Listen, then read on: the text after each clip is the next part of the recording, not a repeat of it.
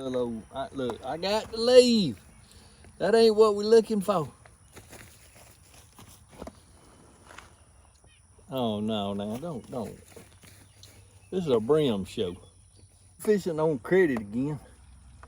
That's the thing. You gotta feel around and find those better Bream beds. I found a bunch of little ones where I'm sitting at, and it keeps me robbed.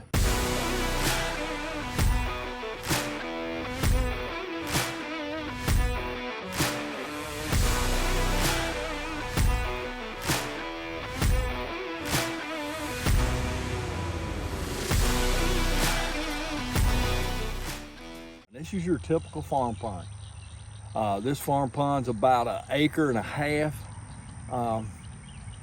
The significance of knowing the size of that farm pond is with your bluegill population and bass, you have to take numbers of bluegill out of a pond, and I think there's about 70-something pounds a year out of this particular pond. So that's a lot of bluegill. So there are a lot of ponds out there that most people don't harvest enough bluegill, and they kind of get out of balance after a few years, and they can't understand why their bass don't bite. So we're here to help a neighbor to do some pond maintenance. But let's look at this pond here. All right, where would you start? I would start in these corners, like here. There's a little corner. Over here in this corner. These are the shallow corners, and then at the dam on each corner. Anywhere that there's going to be some light penetration into the water and sandy bottoms will make great brimming bed areas for brim. So that's what we're after.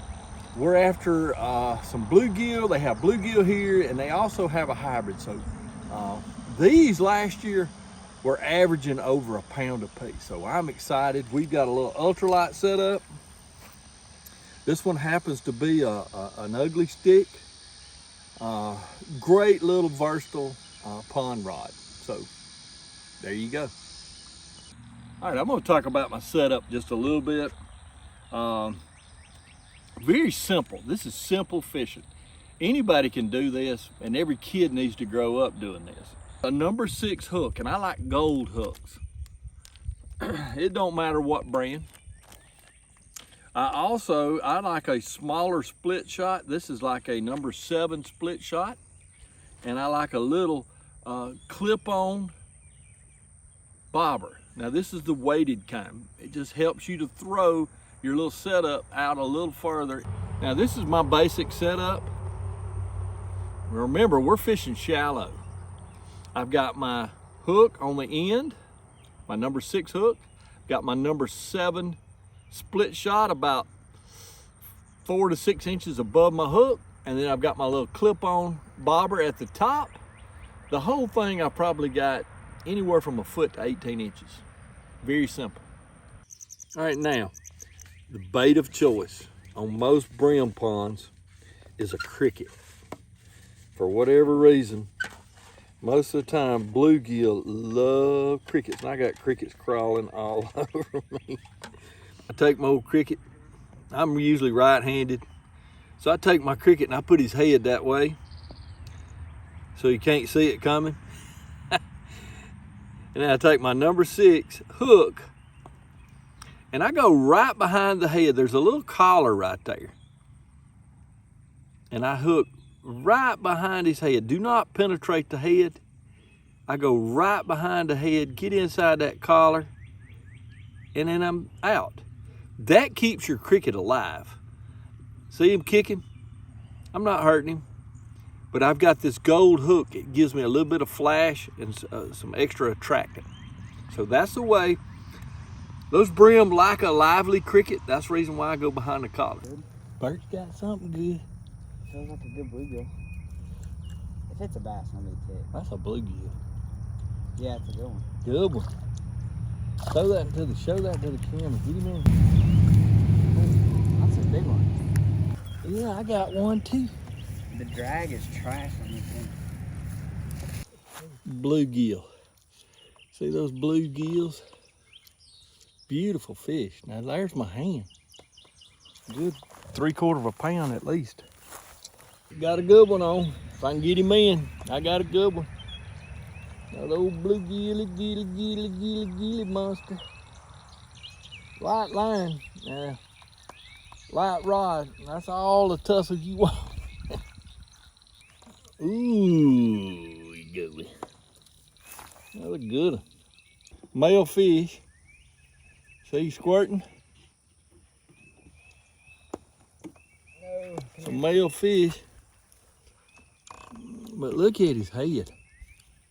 He's a good one. Suppers. But look, we're playing a two-part role here. We're managing the guy's lake who was kind enough to let us fish.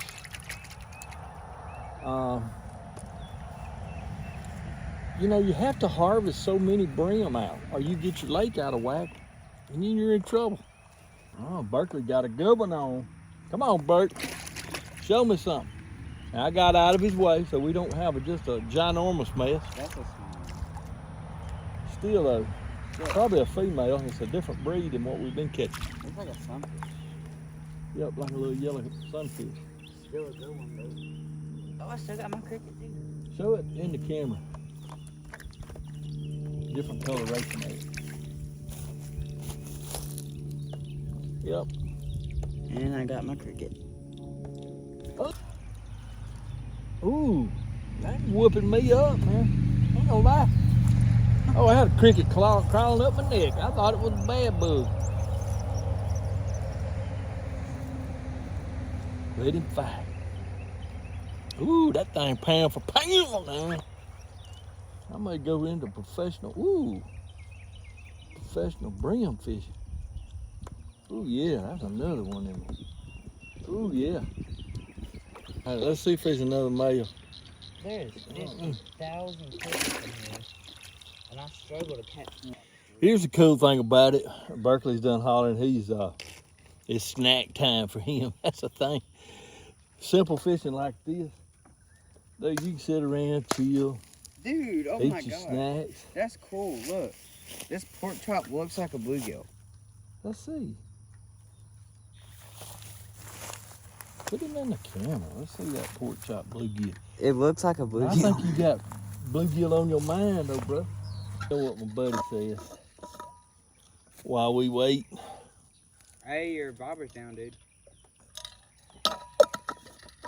We hydrate. Uh-oh. I just told you your bobber's down. Oh, I know what that is. That's a bass. That's probably a bass, because he's running about Mach flipping 12. It pulled it down like it was a bass, too. Going deep. Going deep. All right, let's see. We're going to slow play. Ooh, yeah. Yeah, if it's a bluegill. I don't see it. I'm trying to wind on him. Please be a bluegill. Well, he doggone show ain't come up, and most times if it's a bass, that just coming up. That's the reason why you fish with that little number 6 hook right in the top of the mouth. Right there where you want him.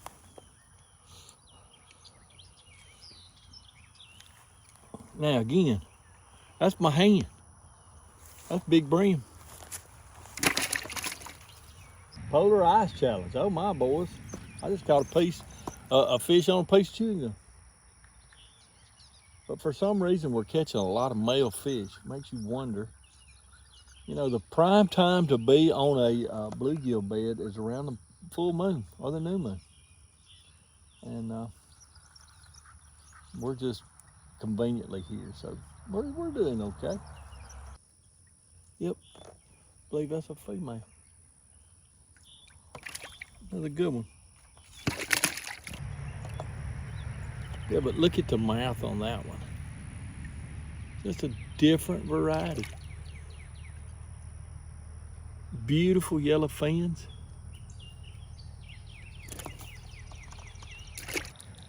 Got another one running. Pretty strong. got a good mess anyway.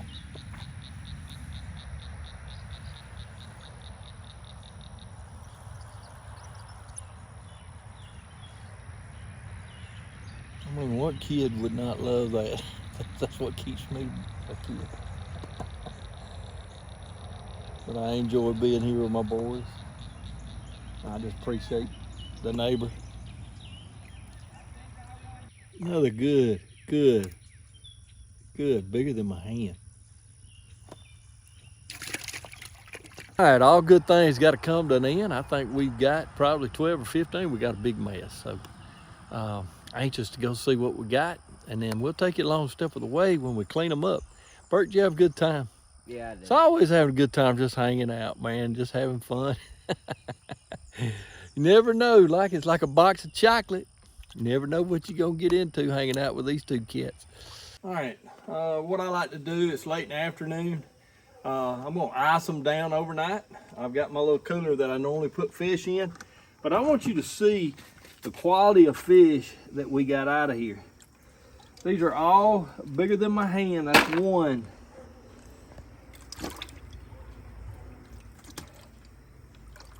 Two. Three. Four.